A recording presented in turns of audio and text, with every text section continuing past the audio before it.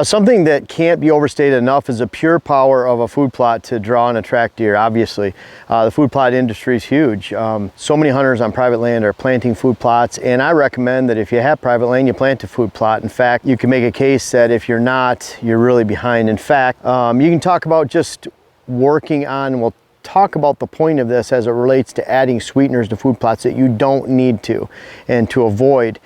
But I found properties that have great habitat. People are completing a lot of TSI, and a lot of TSI is a buzzword. They say, well, we're completing TSI on our land, and it sounds really good. You know, it tells someone TSI. Some people don't even know what it stands for, timber stand improvement. But you're improving habitat. You're working on your timber, and that's great. And someone will say, well, I have all the deer in the area hitting my land, and if everyone else in your area is timbered, wooded parcels, habitat without food sources, and you're the only one working on the habitat in the area as far as just timber stand improvement and habitat improvements alone, then you probably will attract all the deer, because it boils down to you have the best food in the area. However, that all ends when someone moves a mile from you, buys some land, and puts in a quality food plot program. Now the deer that are relating to your TSI habitat improvements with no other food source will go over to that quality food plot program, and they're going to relocate those deer on your land and put them there, because food plots are extremely powerful alone. You need to keep this in mind, because a lot of times someone will take the power of a food plot. An example, you can look right here. This is a beautiful food plot that we're working on. We just had this area planted in corn from Brandon at First Choice Food Plots. He's planted my corn last year for me. You can see it drilled in here, right here, all these nice lines. But you can see on this half, we're putting greens. So we'll have brassicas over here. I'll have that in one strip, which will equal about 25% of the field. And then in the other portion, we'll have about 25% on our late planted beans and peas. And this food plot is about 250 yards long, maybe 275. It's capped on the ends with switchgrass. It has switchgrass for 6 feet along the farm border up here. We just have to mow some of the switchgrass that's coming up. We're gonna get another shot of weed control out here with glyphosate. And we're gonna maximize the amount of food that we can produce in this 2¼ acre food plot to the highest potential, because we can't afford any waste. We need to get the weeds out of here. We need to make sure that we have enough diversity here to last the entire season. And this is one of our favorite places to hunt. Very powerful food plot. This is attached to 38 acres right here. And this food plot alone, especially with this length, will complement this entire parcel that's right here and going down all the way to the creek. And we'll be able to hold a mature buck or two just in this location alone during the hunting season. I could care less where they're at during the summertime. And thank you if you're one of my neighbors for taking care of these bucks during the season or during the off season, during the summertime, because we're going to be the actual herd influencer when they come over here, and we can hold them or shoot them and advance them to the next age class if we want, just with this food plot alone. That being said, there's a lot of times an attraction of a mock scrape or a water hole can actually be used as a great stand location. And I'll give you a couple examples of what we're doing just right here in this area. At the end of this food plot, we have a redneck blind all the way in the back. We have about 40, 50 feet of switchgrass on this end.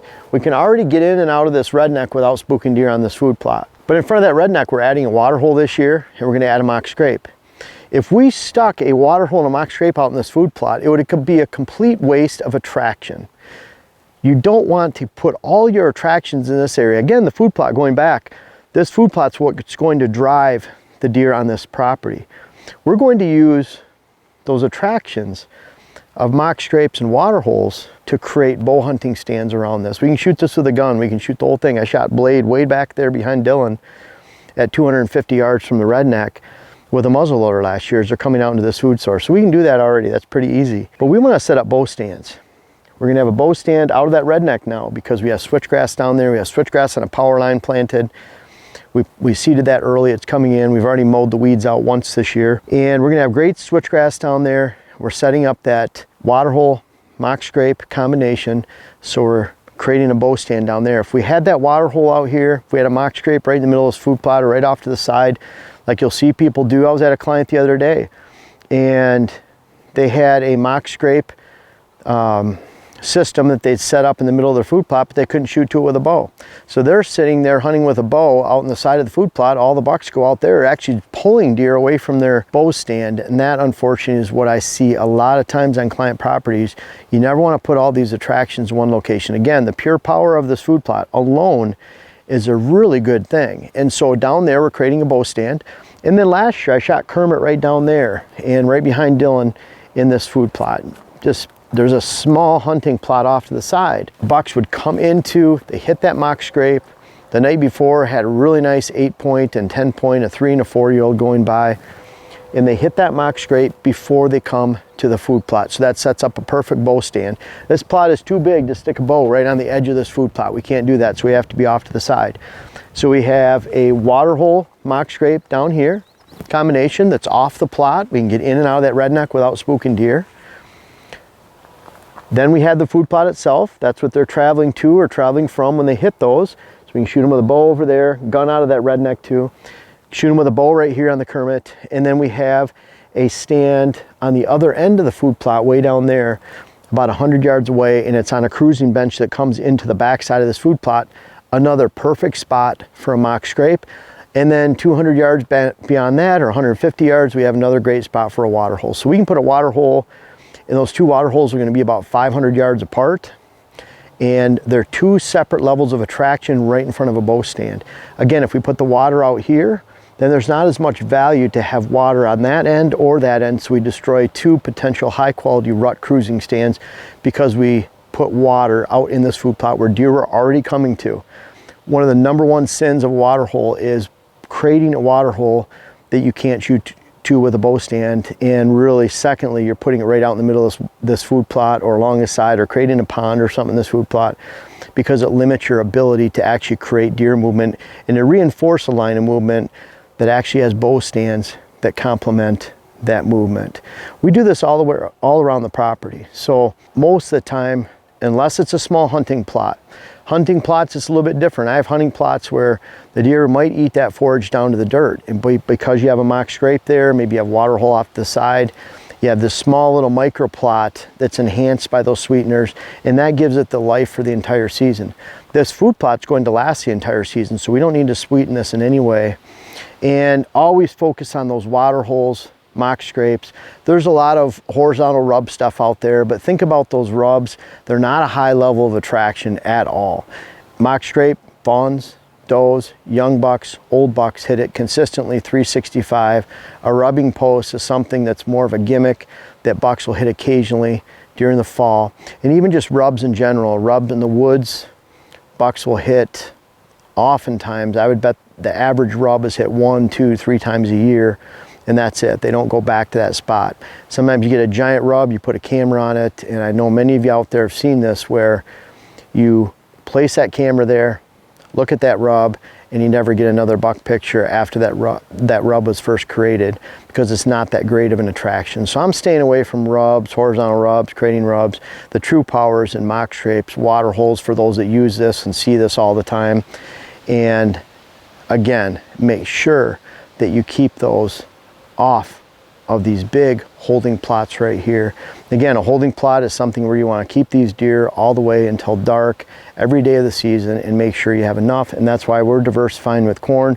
So we have corn, greens, brassica strips, late planted peas, oats, and beans in the same food plot, so we can maximize the space in this food plot and also maximize the opportunities for bow hunting off to the sides of this holding plot on mock scrapes and water holes as deer entering and exiting this food plot in this location.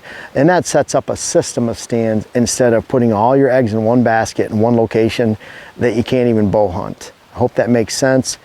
Always recognize the pure power of a food plot when it comes to not only creating movement that includes bow stands and gun stands and multiple stands over a long line of movement that complements an entire parcel, but also for pulling and creating and attracting and holding and advancing bucks in the next age class, and creating that ability for you to actually be the herd influencer in the area. Because guess what? If you're just working on your habitat and you're working on your timber and you're not creating a food plot, someone like myself or one of my clients, someone that's reading this, one of my YouTube subscribers, people that watch all this stuff all the time, is going to move in within a mile, 2 miles of you, and all those deer that you had on your land, especially those bucks, are going to be relocated to center around that quality food source.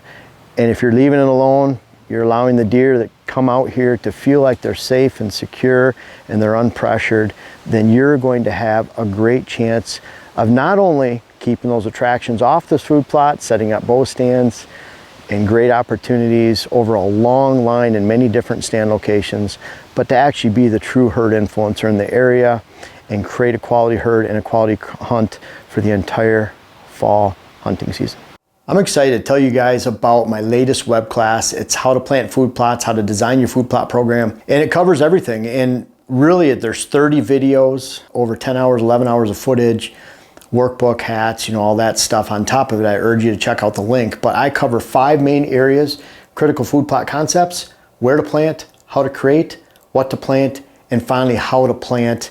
It takes you through that step by step so you can make your own decisions that apply to you and build a great high quality food plot program this year, whether you have decades of experience or no experience at all.